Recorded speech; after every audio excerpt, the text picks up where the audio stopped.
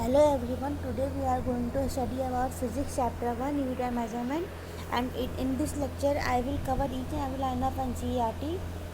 So 40 minutes or means average time is 40 minutes, or it will come in 2 or 3 videos. And in this video I will cover each and every line of NCERT in NEET exam. Every question is asked from NCERT lines.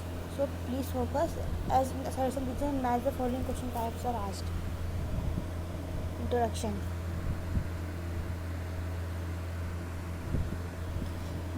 Measurement of any physical quantity involves comparison with certain basic arbitrary chosen internationally accepted reference standard called unit. Unit क्या होती है? एक basic होती है unit, एक basic unit होती है arbitrary chosen, मनमाने ढंग से चूज़ की हुई होती है, इंटरनेशनली एक्सेप्टेड, हर जगह उसको एक्सेप्ट कर सकते हैं, reference standard called unit. The result of a measurement of physical quantity is expressed by a number.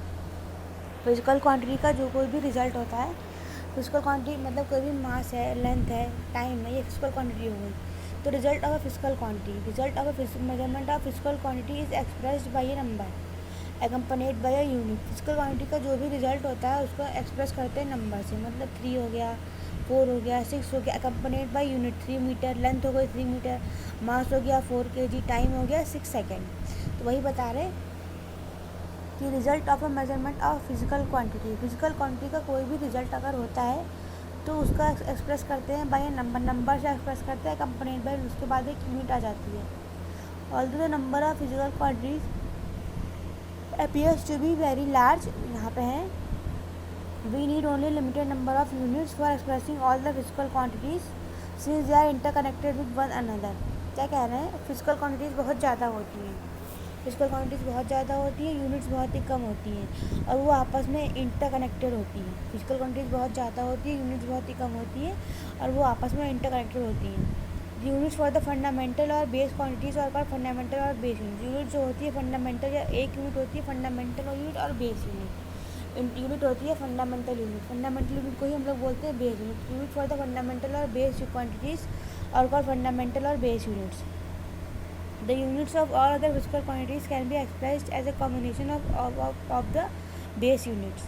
क्या कह रहे हैं? सबसे पहले कह रहे हैं कि जो फंडामेंटल और बेस यूनिट्स होती हैं उनको हम लोग बोलते हैं फंडामेंटल यूनिट्स या फिर बेस यूनिट्स। फिर units of all other physical quantities, जितनी भी दूसरी फिजिकल क्वांटिटीज होती हैं उनको एक्सप्रेस कर सकते हैं combination of the base units, combination of base units. Units for all other physical quantities, जितनी भी फिजिकल क्वांटिटीज हैं, units of all other physical quantities can be expressed as combination of base units.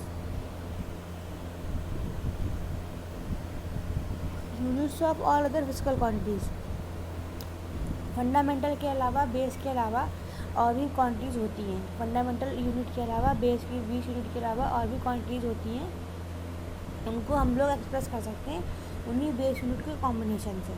मतलब एक तो unit हो गई fundamental unit या फिर बेस यूनिट, और बेस यूनिट के अलावा, फंडामेंटल यूनिट के अलावा बहुत सी यूनिट्स होती हैं जिनको हम लोग एक्सप्रेस कर सकते हैं, तो उनको उन यूनिट्स को एक्सप्रेस करते हैं बेस यूनिट की कॉम्बिनेशन से। Such units obtain for the derived quantities are called derived units, और ऐसी यूनिट्स को हम लोग डिराइव्ड यूनिट्स बोलते हैं, ऐसी यूनिट्स को हम लोग डिराइव्ड यूनिट्स बोलते हैं। A complete set of these units both the base unit and derived unit is called system of units। complete set of these units और बेस यूनिट्स को derived unit